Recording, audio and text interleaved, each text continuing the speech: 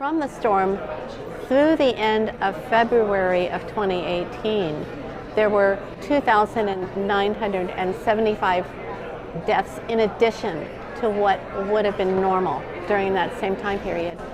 And at that point in time, the extra deaths hadn't stopped.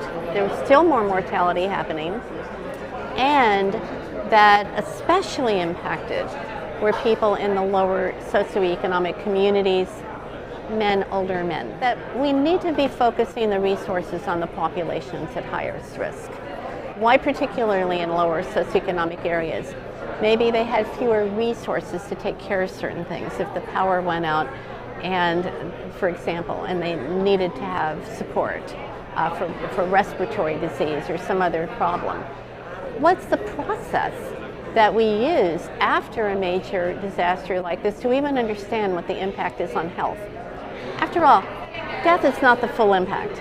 Death is the most severe health impact, certainly.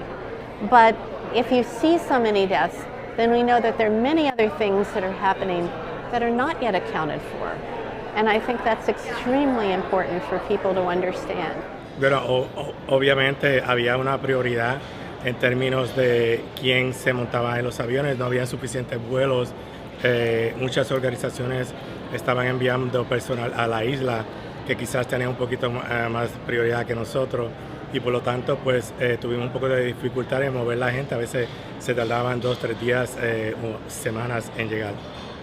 Bueno, yo creo que como en muchas, el problema de comunicaciones y el problema de electricidad, específicamente para poder tener una perspectiva clara de las condiciones que habían en las facilidades que nosotros regulamos y a la misma vez particularmente en los sistemas de distribución de agua potable en todo Puerto Rico. En Puerto Rico 97% de la población se sirve de acueductos y alcantarillado, pero hay un 3% de la población que se sirve de unos acueductos comunitarios. Estos acueductos comunitarios son cerca de 240 sistemas que están ubicados en lugares rurales con difícil acceso, que entonces dificultaba el poder lograr llegar a ellos y a la misma vez poder tener una comunicación efectiva para conocer todas sus necesidades.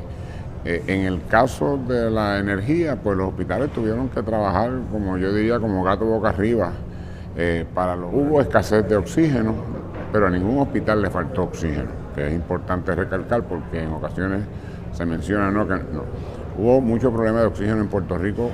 Eso se trabajó de día a día y de noche a noche porque no había otra manera de hacerlo. Cuando poco a poco se fue normalizando la cosa y empezó a surgir el diésel con más tranquilidad, pues entonces otros problemas se empezaron a tratar de resolver, como el de la comunicación.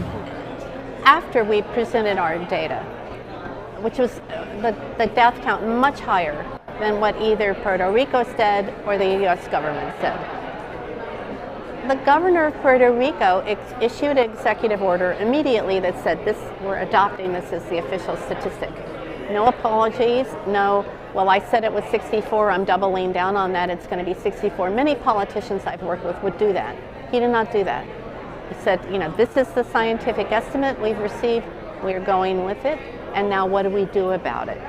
Whereas the federal government continued to criticize. I had, tweets from the President of the United States himself trying to say that it was not a scientific study, it was a political study. Not so. It was a scientific study. Does it have political implications? Of course. But that is not how we did the study.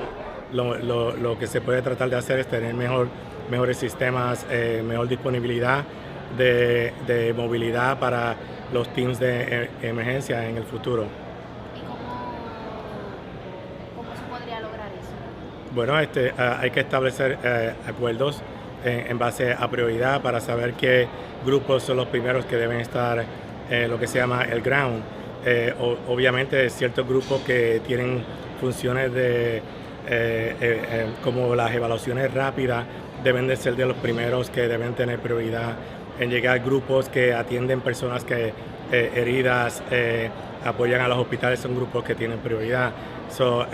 La agencia local a cargo de la emergencia tiene que establecer esas prioridades. En el tema de los acueductos comunitarios, de las comunicaciones que hemos tenido y reuniones luego del huracán para empezar a coger esas lecciones aprendidas y empezar a desarrollar estrategias de recuperación, específicamente mucho lo que se resalta es tener estos planes de manejo de emergencia en cada uno de estos acueductos comunitarios para poder entonces atender sus necesidades de operación y poder suplir agua potable a esas comunidades por alrededor de 30 días o más si es que ocurre un desastre natural similar a lo que pasamos en el huracán Irma y María, pero específicamente un poco también cómo ellos se organizan y desarrollan la capacidad para poder recibir la ayuda. Uno de los retos principales fueron que con la limitación que había con generadores a través de todo Puerto Rico queríamos asegurar que se tramitaran la ayuda a través del gobierno federal, pero para poder tramitarla las personas tenían que estar organizadas a través de unos documentos de incorporación, Departamento de Hacienda,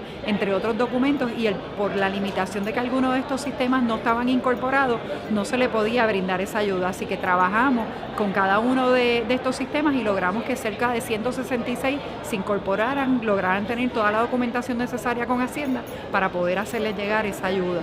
Así que es un elemento de capacitación que se tiene que dar antes de futuros eventos como este. En $40 millones para establecer un programa de comunicación de emergencia con los hospitales y con los proveedores de salud. De manera interna, entre ustedes tengan una forma de comunicación única para que estas emergencias no se pierdan. Exacto, pero eso es un grid que vamos a establecer si logramos la propuesta y creemos que tenemos buenas oportunidades. Eso se lo vamos a hacer disponible luego.